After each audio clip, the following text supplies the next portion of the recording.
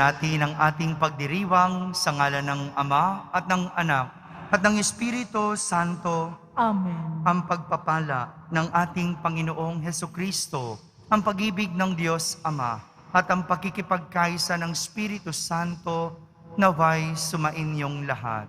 At sumaiyo rin. Mga kapatid, tinipon tayo bilang kaanib ng angka ng Diyos. Kaya dumulog tayo sa mawaing Panginoong nagpapatawad ng lubos. Sinugong tagapagpagaling sa mga nagsisisi, Panginoon, kaawaan mo kami. Panginoon, kaawaan mo kami. Dumating na tagapag-anyayang mga makasalanan ay magsisi, Kristo, kaawaan mo kami. Kristo, kaawaan mo kami. Nakaluklok ka sa kanan ng Diyos Ama para ipamagitan kami. Panginoon, kaawaan mo kami. Panginoon, kaawaan mo kami. Kaawaan tayo na makapangyarihang Diyos, patawarin tayo sa ating mga kasalanan at patnubayan tayo sa buhay na walang hanggan. Amen. Manalangin tayo. Ama naming makapangyarihan, itinakda mong ang lahat ng mga utos mo ay mauwi sa pag-ibig sa iyo at sa kapwa-tao. Ipagkalob mong sa pagtalima namin sa mga ito, kami pagindapatin mong sumapit sa buhay na walang katapusan sa pamamagitan ni Jesucristo kasama ng Espiritu Santo magpa sa walang hanggan. Amen. Magsiupo ang lahat. Pagbasa mula sa aklat ni Propeta Zacarias. Muli akong tumingin at may nakita akong isang lalaking may dalang panukat. Tinanong ko ito, "Saan kayo pupunta?" "Susukatin ko ang luwang at haba ng Jerusalem." Sagot niya, "Walang ano-ano." Lumakad ang anghel na kausap ko at sinalubong siya ng isa pang anghel. Sinabi nito sa kanya, "Dali ka, sabihin mo sa binatang may dalang panukat na ang Jerusalem ay titirhan ng maraming tao at hayop. Hindi na ito papadiran, pagkat ang Panginoon ang magiging bakod na apoy ng Jerusalem. At ako at ang kaningningan niya'y lulukob sa buong lungsod." Sinabi pa ng Panginoon, "Umawit ka sa kagalakan, bayan ng Sion, pagkat maninirahan na ako sa piling mo. Sa araw na yaon, maraming bansa ang sama-samang magpupuri sa Panginoon at pasasakop sa Kanya." Ang salita ng Diyos. Salamat sa Diyos. Pumapatnubay na Diyos ay pastol na kumukupkup. Pumapatnubay na Diyos ay pastol na kumukupkup. Mga bansa, pakinggan ninyo ang sabi ng puon at ipahayag ninyo sa malalayong lupain. Pinapangalat ko ang mga anak ni Israel, ngunit sila'y muli kong titipunin at aalagaan, gaya ng pagbabantay ng isang pastol sa kanyang mga tupa. Pumapatnubay na Diyos ay pastol na kumukupkup. Sapagkat tinubos ng puon si Jacob at pinalaya sa kapangyarihan ng kaaway, na lubhang makapangyarihan at malakas. Aakyat silang nagsisigawan sa tuwa patungo sa bundok ng Sion. Tigib ng kaligayahan dahil sa mga pagpapala ng puon. Pumapatnubay na Diyos ay pastol na kumukupkup. Kung magkagayon, sasayaw sa katuwaan ang mga dalaga. Makikigalak pati mga binata at matatanda. Ang kanilang dalamhati ay magiging tuwa. Papalitan ko ng kagalakan ang kanilang kalungkutan. Pumapatnubay na Diyos ay pastol na kumukupkup. Magsitayo po ang lahat. Alleluia, Alleluia, Alleluia,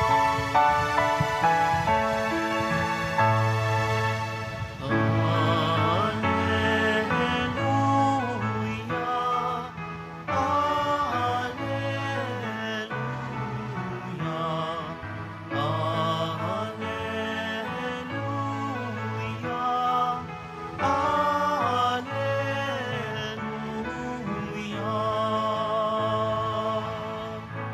Si Kristo ay nagtagumpay, nalupig ang kamatayan, nagningning ang pagkabuhay. Alleluia, Alleluia, Alleluia, Alleluia.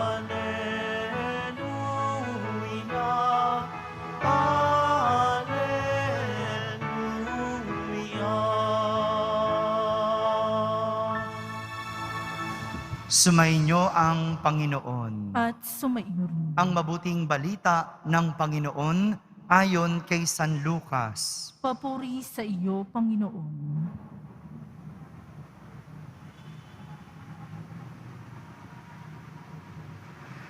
Noong panahong iyon, samantalang naggilalas ang mga tao sa lahat ng ginawa ni Jesus, sinabi niya sa kanyang mga alagad, "Tandaan ninyo itong sasabihin ko, ipagkakanulo ang anak ng tao, ngunit hindi nila ito naunawaan, sapagkat inilingid ito sa kanila. Nangangamba naman silang magtanong sa kanya kung ano ang ibig sabihin niyon." Mga kapatid, ang mabuting balita ng Panginoon. Pinupuri ka namin, Panginoong Heso Kristo. Magsiupo ang lahat. Isang magandang araw po sa inyong lahat. Dalawang aspeto ng buhay ang ipinakita ni Jesus sa kanyang mga alagad. Dalawang aspeto. Isang masaya kung saan naggilalas ang mga tao dahil sa lahat ng mga ginawa ni Jesus. Sino ba namang hindi matutuwa o sino ba namang hindi mapaggilalas sa mga bagay na nakuha nila kay Jesus, sa mga bagay na nasaksihan nila kay Jesus? Maraming pinagaling si Jesus, nangaral, pinalayas niya yung mga demonyo, at pinakain niya yung mga libo-libong tao. Sino ba naman ang hindi matutuwa kapag nakakita ng milagro o mga kababalaghan? Ito yung pinakita ni Jesus. Ito yung mga nangyari sa mga tao nung siya ay nagpakita ng magagandang bagay. Isang aspeto ng buhay kung saan masaya ang tao, masaya ang lahat. Samantala, bukod doon sa saya ng buhay, ang mas gusto ni Jesus na dapat tandaan ng kanyang mga alagad ay yung aspeto ng buhay kung saan mayroong kalungkutan at pagsubok. Kanina, pinakita ni Jesus yung aspeto ng kasiyahan ng buhay. Ngayon naman, pinatatandaan ni Jesus sa kanyang mga alagad yung aspeto ng kalungkutan at pagsubok. Hindi dahil sa gusto ni Jesus na malungkot ang kanyang mga alagad, kundi dahil gusto ni Jesus na makita niya o makita ng kanyang mga alagad ang makakaya niyang ibigay pa sa kanila bukod sa kasiyahan. At ito ang kanyang sariling buhay sa pamamagitan ng pagkakanulo sa Kanya. Dalawang aspeto ng buhay ang ipinakita ni Jesus. Isang masaya at isang malungkot. Isang puno ng ligaya at isang puno ng pagsubok. Realidad po ito kahit sa buhay natin at kahit sa anong klase ng buhay. Mapabuhay mag-asawa, buhay empleyado, buhay estudyante, at kahit buhay relihiyoso. Merong saya, merong ligaya, merong kalungkutan, at merong pagsubok. Pero, iniimbitahan tayo ni Jesus na ang mas tandaan natin ay yung buhay kung saan may pagsubok at lungkot. Dahil dito tayo tunay na masusubok. Dito tayo tunay na masusubok. Sa buhay pag-aasawa, kapag ikaw lang ay nandoon kapag masaya, hindi yan ang tunay na pagsasama. Hindi pa yan ang tunay na pagsasama. Dahil ang tunay na pagsasama nasusubok kapag dumating na ang kalungkutan, kapag dumating na ang kahirapan. Kung nandyan ka pa rin at nananatili. Ganon din sa buhay estudyante. Kapag wala ng pangbaon, kapag nahihirapan na sa pangmatrikula, at nagsusumikap ka pa rin, gumagawa ka pa rin ng paraan para makapagtapos ng pag-aaral, diyan nakikita ang tunay na katapatan ng isang estudyante. Diyan nakikita ang dedikasyon ng isang estudyante. O kahit sa buhay relihiyoso. Sa atin dito sa Quiapo, mayroong tinatawag na panatiko at mayroong tinatawag na deboto. Ang panatiko, nandyan lang kapag masaya ang lahat. Kapag piyesta lang. Kapag masaya ang buhay, nandyan lang. Pero ang deboto, nandyan, nananatiling sumusunod kay Jesus, sa ating Poong Jesus Nazareno, kahit mahirap at kahit sinusubok sa buhay. Mga kapatid, dalawang aspeto ng buhay ang ipinapakita sa atin ni Jesus sa ating ebanghelyo. Isang buhay na masaya at maligaya, at isang buhay na malungkot at puno ng pagsubok.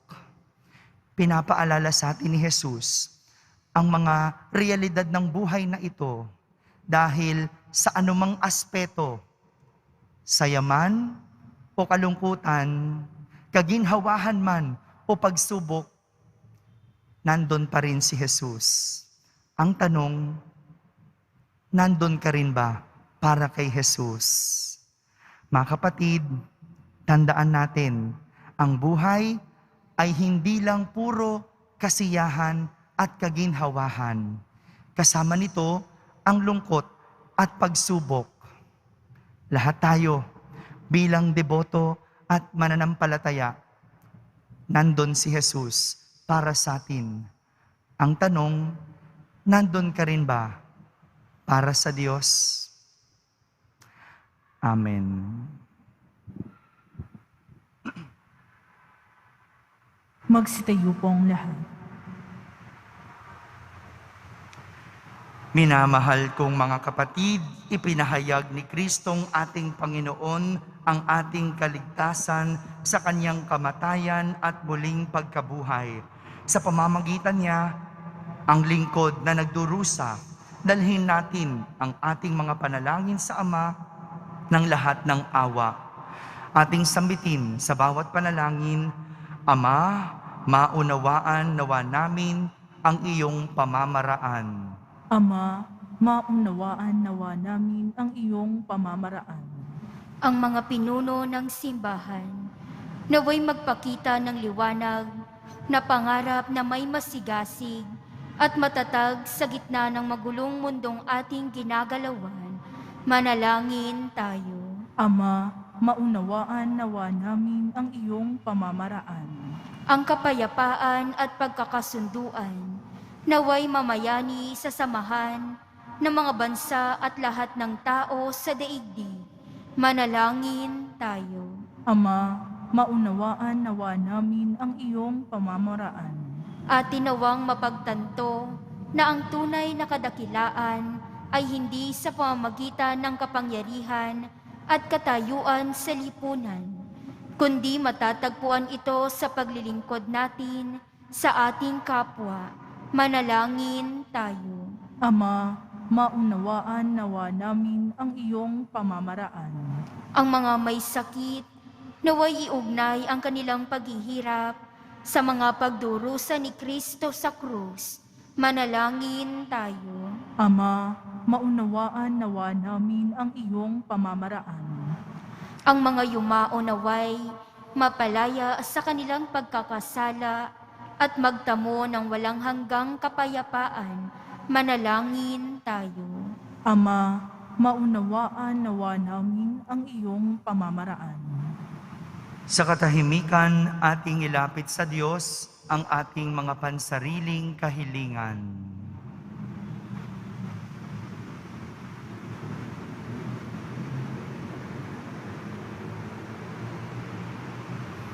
Manalangin tayo. Ama, maunawaan nawa namin ang iyong pamamaraan. Ama naming nasa langit, bigyan mo kami ng tapang na tanggapin ang anumang pagdurusa sa darating sa aming buhay.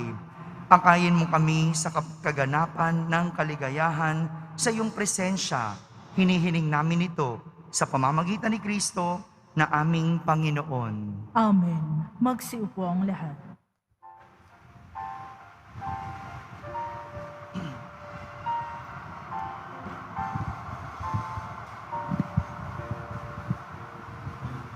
Handa ng alay ay narito po.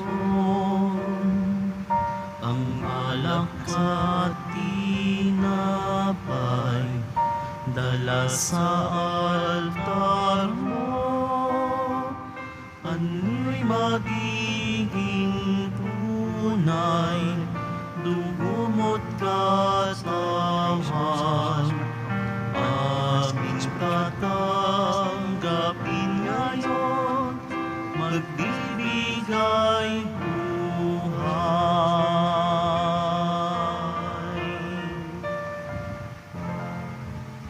Magsitayo po ang lahat. Manalangin kayo mga kapatid upang ang paghahain natin ay kalugdan ng Diyos amang makapangyarihan. Tanggapin nawa ng Panginoon itong paghahain sa iyong mga kamay, sa kapurihan niya at karangalan, sa ating kapakinabangan, at sa buong sambayanan niyang banal. Ama naming lumikha, maawain mong kalugdan ang mga alay ng iyong sambayanan upang ang ipinahahayag namin ng may pananampalatayang matibay ay aming tanggapin sa banal na pakikinabang sa pamamagitan ni Jesucristo kasama ng Espiritu Santo magpa sa walang hanggan. Amen. Sumainyo ang Panginoon. At sumaiyo rin. Itaas sa Diyos ang inyong puso at diwa. Itinaas na namin sa Panginoon. Pasalamatan natin ang Panginoong ating Diyos. Marapat na siya ay pasalamatan. Ama naming makapangyarihan, tunay ngang marapat na ikaw ay aming pasalamatan. Sa iyong paglingap at kagandahang loob, ang tao'y nilikha mo at pinangasiwa sa sansinukob. Sa hangad mong siya'y iwastong lubos, siya'y pinagdusa mo sa kanyang pagtalikod. Sa iyong paggiliw, iyong ipinahintulot na makabalik siya sa pamamagitan ni Kristo Jesus. Kaya kaysa ng mga anghel na nagsisiawit ng papuri sa iyo ng walang humpay sa kalangitan, kami nagbubunyi sa iyong kadakilaan. Santo, Santo, Santo, Panginoong Diyos ng mga hukbo, napupuno ang langit at lupa ng kadakilaan mo, o sana sa kaitaasan. Pinagpala ang naparirito sa ngalan ng Panginoon, o sana sa kaitaasan. Magsilhod po ang lahat. Ama naming banal, ikaw ang bukal ng tanang kabanalan, kaya't sa pamagitan ng iyong Espiritu ay gawin mong banal ang mga kaloob na ito upang para sa amin ay maging katawan at dugo ng aming Panginoong Heso Kristo. Bago niya pinagtiis ang kusang loob na maging handog, hinawakan niyang tinapay, pinasalamatan kanya, pinaghati-hati niya iyon, iniyabot sa kanyang mga alagad at sinabi, "Tanggapin ninyong lahat ito at kanin, ito ang aking katawan na inihahandog para sa inyo."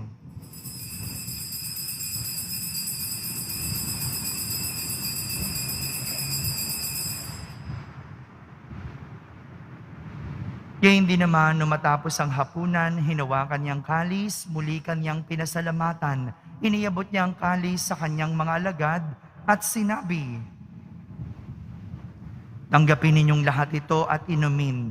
Ito ang kalis ng aking dugo, ng bago at walang hanggang tipan.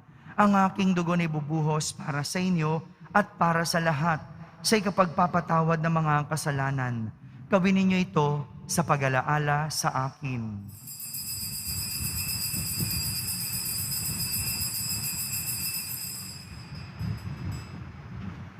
Magsitayo po ang lahat. Ipagmunyi natin ang misteryo ng pananampalataya. Si Kristo'y namatay, si Kristo'y nabuhay, si Kristo'y babalik sa wakas ng panahon. Ama, ginagawa namin ngayon ang pag-alaala sa pagkamatay at muling pagkabuhay ng iyong anak. Kaya't inaalay namin sa iyo ang tinapay na nagbibigay buhay at ang kalis na nagkakaloob ng kaligtasan.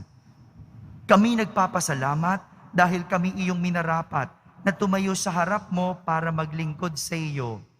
Isinasamo namin kaming magsasalo-salo sa katawan at dugo ni Kristo ay mabuklod sa pagkakaisa sa pamamagitan ng Espiritu Santo. Ama, lingapin mo ang iyong simbahang laganap sa buong daigdig. Puspusin mo kami sa pag-ibig kaysa ni Francisco na aming Papa, ni Jose na aming Obispo at ng Tanang Kaparian. Alalahanin mo rin ang mga kapatid naming nahimlay na may pag-asang sila'y muling mabubuhay. Gayon din ang lahat ng mga pumanaw. Kaawan mo sila at patuloyin sa iyong kaliwanagan. Kaawan mo at pagindapating kaming lahat na makasalo sa iyong buhay na walang wakas. Kaysa na mahal na Birheng Maria na Ina ng Diyos, ng kabiyak ng puso niyang si San Jose, kaysa ng mga apostol at ng lahat ng mga banal na namuhay dito sa daigdig ng kalugod-lugod sa iyo. May pagdiwang nawa namin ang pagpupuri sa kararangal mo sa pamamagitan ng iyong anak na aming Panginoong Heso Kristo. Sa pamamagitan ni Kristo, kasama niya at sa Kanya, ang lahat ng parangal at papuri ay sa iyo, Diyos Amang makapangyarihan, kasama ng Espiritu Santo, magpasawalang hanggan. Amen. Sa tagubilin ng mga nakahagaling na utos at turo ni Jesus na Panginoon natin at Diyos, ipahayag natin ng lakas loob. Ama namin, sumasalangit ka. Sambahin ang ngalan mo. Mapasa amin ang kaharian mo. Sundin ang loob mo dito sa lupa para nang sa langit. Bigyan mo kami ngayon ng aming kakanin sa araw-araw at patawarin mo kami sa aming mga sala para nang pagpapatawad namin sa nagkakasala sa amin. At huwag mo kaming ipahintulot sa tukso at iadya mo kami sa lahat ng masama. Hinihiling namin kami iadya sa lahat ng masama, pagkalooban ng kapayapaan araw-araw, iligtas sa kasalanan at ilayo sa lahat ng kapahamakan, samantalang aming pinananabikan ang dakilang araw ng pagpapahayag ng tagapagligtas naming si Heso Kristo. Sapagkat iyo ang kaharian at ang kapangyarihan at ang kapurihan, magpakailanman. Amen. Panginoong Heso Kristo, sinabi mo sa iyong mga apostol, kapayapaan ang iniiwan ko sa inyo, ang aking kapayapaan ang ibinibigay ko sa inyo. Tunghayan mo ang aming pananampalataya at huwag ang aming pagkakasala. Pagkalooban mo kami ng kapayapaan at pagkakaisa ayon sa iyong kalooban, kasama ng Espiritu Santo, magpa sa walang hanggan. Amen. Ang kapayapaan ng Panginoon ay laging sumainyo. At sumaiyo rin. Magbigayin kayo ng kapayapaan sa isa't isa. Kapayapaan po para sa lahat. Kordero ng Diyos na nag-aalis ng mga kasalanan ng sanlibutan, maawa ka sa amin. Kordero ng Diyos na nag-aalis ng mga kasalanan ng sanlibutan, maawa ka sa amin. Kordero ng Diyos na nag-aalis ng mga kasalanan ng sanlibutan, ipagkaloob mo sa amin ang kapayapaan. Magsilhod po ang lahat.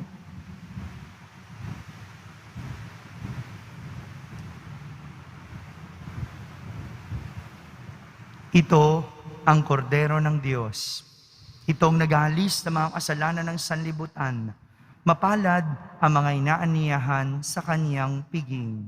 Panginoon, hindi ako karapat-dapat na magpatuloy sa iyo, ngunit sa isang salita mo lamang ay gagaling na ako.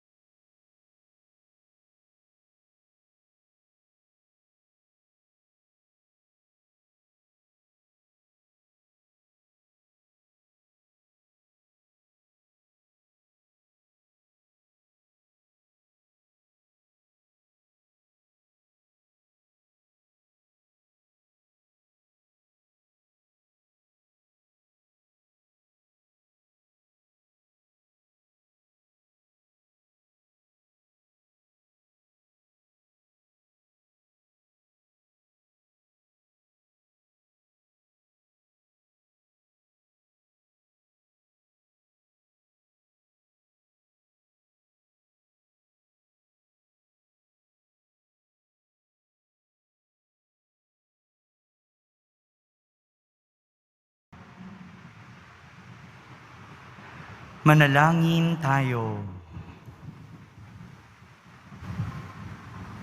Ama naming mapagmahal, kami pinapagsalo mo sa banal na pakikinabang ay patuloy mong kaawaan at tulungan upang ang aming tinanggap ay siya nawang umiral sa pamumuhay namin sa araw-araw, bunga ng iyong pagtubos na aming ipinagdiriwang sa pamamagitan ni Jesucristo kasama ng Espiritu Santo magpa sa walang hanggan. Amen. Sumainyo ang Panginoon. At sumaiyo rin. Pagbabasbas ng Poong Yesus Nazareno. Mahal na Poong Yesus Nazareno, inihayag mo sa pamamagitan ng krus ang walang maliw na pag-ibig ng Diyos sa sangkatauhan. Pakinggan mo ang kahilingan ng iyong angkan na nagsusumamo sa iyo. Makamtanawan nila ang inyong katugunan at tanggapin ang kasagutan na may utang na loob na tinatanaw. Basbasan din po ninyo ang lahat na may karamdaman at nahihirapan sa pamamagitan ng bendisyon na ito. Naway maalala nila ang mga pangako nila noon sa binyag na ikaw ang kanilang iibigin at pagdilingkuran bilang Panginoon magpa sa walang hanggan. Amen. At pagpalain kayo ng makapangyarihang Diyos, Ama, Anak, at Espiritu Santo. Amen. Tapos na po ang ating pagdiriwang, humaiking taglay ang pag-ibig at kapayapaan ng Poong Yesus Nazareno. Salamat sa Diyos.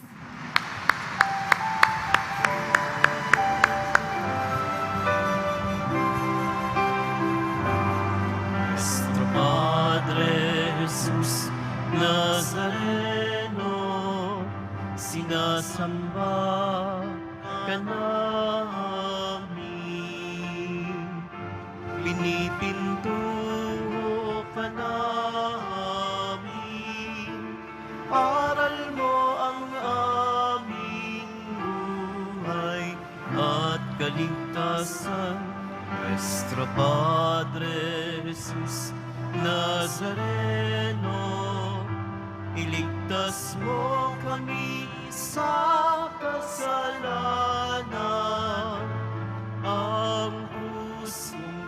namatayan ay sagisag ng aming kaligtasan. Nuestro Padre Jesus Nazareno, dinarangal ka namin. Nuestro Padre Jesus Nazareno, nilulwalhati ka namin. Nuestro Padre Jesus Nazareno, dinarangal ka namin. Nuestro Padre Jesus Nazareno,